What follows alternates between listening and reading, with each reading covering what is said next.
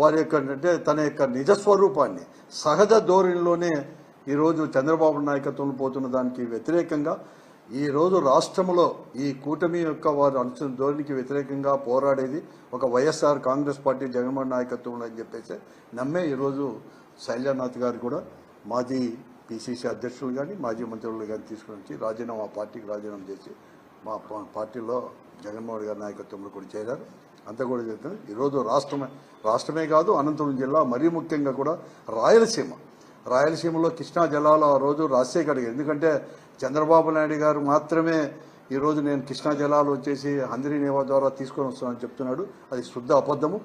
ఆయన 96లో ఒక మారు ఫౌండేషన్స్ వేసినాడు. మళ్ళీ 99లో 40 టీఎంసీలని 5 టీఎంసీలకే కుదించి కూడా ఫౌండేషన్ వేసి 99 నుంచి 2004 వరకు కూడా రాయలసీమ గురించి కానీ రాయలసీమ ప్రాంతాన్ని గురించి కానీ కృష్ణా జలాలు మళ్లించేది కానీ హంద్రీ నీవాను గురించి ప్రాజెక్టు గురించి మాట్లాడలేని అవకాశవాదాన్ని చూసి రాజశేఖర్ గారు 2005లో ముఖ్యమంత్రి అయిన తర్వాత 4లో మరొక మారు కూడా ఎక్కడైతే చంద్రబాబు నాయుడు గారు ఊరకొండలో ఫౌండేషన్ వేశారో అక్కడే ఫౌండేషన్ వేసి 2012లోనే కృష్ణా జలాలు అనేది కూడా తీసుకొని పోయి రాయలసీమకు అందించిన ఘనత రాజశేఖర్ గారి యొక్క వారిది.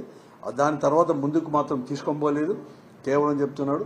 ఈరోజు మరొక మారు కూడా రాయలసీమకు ద్రోహం చేసే విధంగా కూడా దాన్ని ఇంకా కూడా విస్తృతపరచాలని చెప్పి దాన్ని ఎక్స్పాండ్ చేయాలని చెప్పి మేము అడుగుతుంటే అట్లా కాకుండా ఈరోజు కేవలం కాంక్రీట్ చేసేసి దాన్ని చేస్తున్నాడు. ఇవన్నీ కూడా వారి యొక్క వ్యతిరేకంగా కూడా మేమందరూ కూడా రాయలసీమ వాసులు అందరూ కూడా ఒకటిగా అయిపోయి కూడా కృష్ణా జలాల్ని ఇంకా కూడా దాన్ని అంటే దాదాపుగా, ఎందుకంటే జగన్మోహన్ రెడ్డి గారు ముఖ్యమంత్రిగా ఉన్నప్పుడు 2020లోనే 6300 క్యూసెక్కులకు కూడా దాన్ని చేసి జీవో కూడా ఇవ్వడం జరిగింది. 6300 క్యూసెక్కులు అంటే అక్కడ అంటే దాదాపుగా 120 డేస్ కాకుండా కేవలం 80 రోజుల్లోనే 60 టీఎంసీలు కూడా డ్రా చేయాలని చెప్పేసి 6300 క్యూసెక్కులు అయింది. దానికి మళ్ళీ కూడా ఆ జీవోను క్యాన్సిల్ చేసి ఇవన్నీ కూడా తీసుకొస్తున్నాడు. ఇవన్నీ కూడా మేమందరూ కూడా వైఎస్ఆర్ కాంగ్రెస్ పార్టీ ఆధ్వర్యంలో అందరూ కూడా ఫైట్ చేయబోతున్నాం.